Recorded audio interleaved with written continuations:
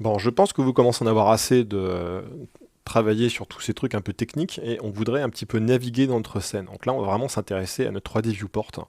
Il verrait qu'il y a plein d'options, c'est vraiment très riche. Donc déjà, commençons par la navigation. C'est quand même le plus important. Comment est-ce qu'on navigue dans la scène? Il y a pas mal de manières de le faire. Concrètement, ma méthode préférée, c'est utiliser le bouton milieu de la souris. Donc d'ailleurs, je vais faire un petit truc rapide. Je n'explique pas ce que je fais, je voudrais simplement vous montrer, voilà, les raccourcis clavier qui vont s'afficher ici. Donc ici, on voit bien que j'appuie sur le bouton du milieu de la souris, vous le voyez en bas à droite, hein, et ça me permet de naviguer autour de la scène. Voilà, c'est très naturel et très fluide. Si j'appuie maintenant sur majuscule, hein, et toujours le bouton milieu de la souris que je laisse appuyer, je me déplace de gauche à droite. Hein. Donc je me déplace sur un plan par rapport à la 3D, comme si je me déplaçais de haut en bas, de gauche à droite. Enfin, CTRL. Je laisse appuyer CTRL, toujours le bouton milieu de la souris, je vais pouvoir m'avancer et me reculer. Et donc on va vers le centre de l'écran, évidemment. En combinant ces trois boutons, on permet de naviguer très rapidement autour de la scène. Alors, il se peut que vous n'aimiez pas trop les raccourcis clavier, mais si vraiment, je vous recommande de vous y faire à ça et de l'utiliser. Dans ce cas-là, vous pouvez utiliser ici ce petit gizmo. Ce petit gizmo qui ne sera visible que si ça c'est activé, hein, faites attention. Donc par défaut il l'est, hein, mais dans certaines vues il peut être invisible. Donc ici, je suis à l'intérieur de cette scène, si je me déplace en cliquant vers le milieu, je me déplace exactement comme si je faisais le bouton milieu de la souris. Voilà, ça peut être une manière de naviguer, effectivement. Si vous cliquez sur les petits boutons ici, on va se mettre dans une vue orthographique qui correspond à ça. Et on passe comme ça, directement de l'une à l'autre. Si je clique à partir du milieu, je reviens à ma zone 3D. Ici, vous allez pouvoir zoomer dans la scène, hein, exactement comme je vous ai montré, avec un bouton du milieu de la souris et CTRL. C'est la même chose. Celui-ci permet de se déplacer de gauche à droite. Celui-ci va vous permettre de devenir la caméra, si vous avez une caméra dans la scène. En l'occurrence, ici, j'ai plusieurs caméras.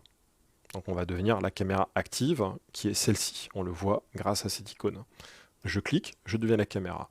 Enfin, cette dernière icône très intéressante, c'est la vue orthographique. On verra ça un petit peu plus en détail plus tard. Vous avez d'autres manières encore de naviguer.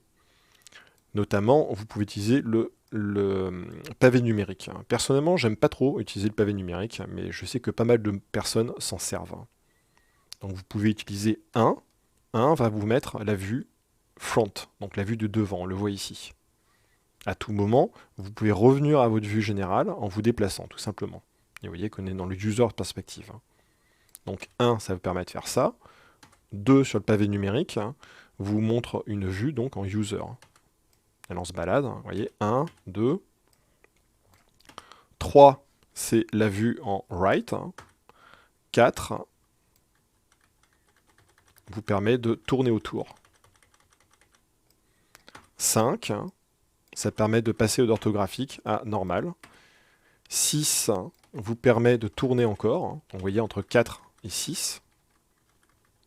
Et 2, en fait, vous permet de tourner. Et 8 vous fait l'inverse. Tout ça est très naturel. Après, encore une fois, je ne suis pas très fan de cette manière de faire, mais je vous le montre quand même. Donc 6, 7, c'est la vue de dessus. 8, on a déjà vu, ça permet de se déplacer de haut en bas. Et enfin, 9 vous permet de ramener à votre vue perspective. Bon, moi je préfère utiliser la souris, comme ça, le bouton de milieu. Et une autre fonction très intéressante que j'utilise massivement, si vous laissez appuyer sur Alt. Vous appuyez sur Alt, vous allez snapper. Vous voyez, quand on va par là, j'appuie sur Alt, donc tout va bien. Et en fait, arrivé ici, clac, je suis en train de me caler sur ma vue arrière orthographique. On va vers le haut, j'appuie sur Alt, clac, vue top orthographique. Alt, hop. Et en fait, ça permet, en appuyant sur Alt, de très facilement et de manière fluide de passer dans les différentes vues orthographiques. J'adore cette manière de fonctionner.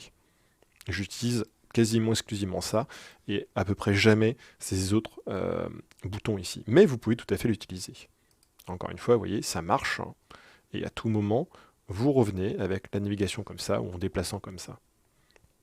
Alors une note rapide pour ceux qui utilisent des et des ordinateurs portables ou des claviers qui n'ont pas de pavé numérique. Déjà, je vous conseillerais d'avoir un pavé numérique.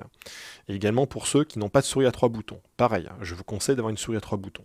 Mais bon, peut-être que vous préférez le pavé numérique, vous préférez le pavé tactile de toute manière. Il y a des options pour s'en sortir. Vous allez dans Edit, dans Préférences, vous verrez dans Navigation.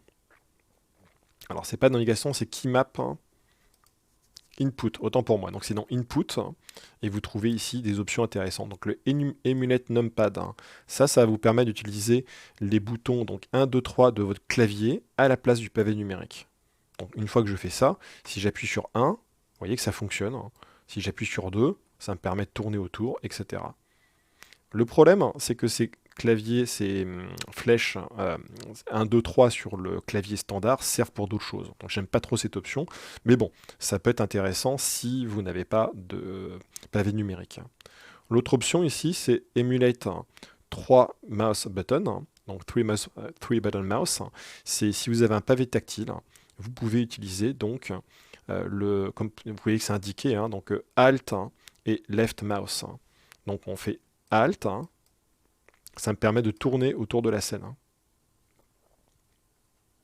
Ok. Et si vous faites Alt et CTRL, et enfin Alt et Shift. Voilà, ça peut être intéressant parce qu'en ce cas-là, on n'utilise pas, même si c'est indiqué bizarrement sur mon interface ici, en réalité j'utilise bien le bouton gauche de la souris. C'est même curieux qu'il me montre ça, c'est faux. J'utilise le bouton gauche de la souris, bouton gauche de la souris, bouton gauche de la souris avec les différentes combinaisons CTRL-ALT. Bon, je vais désactiver ça parce que moi j'ai une souris à 3 boutons et j'ai un pavé numérique. Voilà globalement comment est-ce qu'on navigue dans la scène. Dernier point très important, à tout moment si vous cherchez quelque chose, vous le trouverez ici dans le menu View, et notamment les viewpoints, et vous voyez que tout est là. Navigation également, vous permet de comprendre un peu comment vous fonctionnez. C'est intéressant à voir. À noter enfin un dernier point très intéressant et très important. Imaginez par exemple que vous partez par ici, vous êtes complètement perdu dans la scène. Si vous prenez n'importe quel objet, comme par exemple la pomme, on va la prendre ici. Et maintenant je mets ma souris à cet endroit-là, j'appuie sur le point du pavé numérique. Hop, je zoome sur cet objet. Ça permet de rapidement naviguer dans une scène. Par exemple, je veux voir les détails sur lui, hop, je vois les détails. Ça fonctionne à l'identique sur l'outliner. Donc là, par exemple, j'ai sélectionné cet objet. Si je fais point du pavé numérique dans l'outliner, il va m'afficher directement l'outliner ici. Je veux par exemple ce grain de café. Alors, je ne peux pas le sélectionner parce que j'ai désactivé les sélections. Mais bon, on va utiliser plutôt la cafetière ici. Point, voilà, Mocha Base. Et si je fais à cet endroit-là, je cadre cet objet. Ça permet également d'avoir le centrage qui se fait par rapport à lui. Effectivement, si je me déplace par rapport à ça, il y a des moments, vous voyez, le centrage n'est pas toujours évident. Si j'essaie d'aller vers ma pomme, je peux avoir un petit peu de mal. Si je sélectionne ma pomme, donc j'appuie sur point du pavé numérique, maintenant je suis bien cadré au centre par rapport à elle. C'est plus facile à manipuler. Donc voilà pour la navigation. Maintenant, vous devriez être à l'aise dans cette vue, ce qui est quand même très important pour naviguer dans l'interface.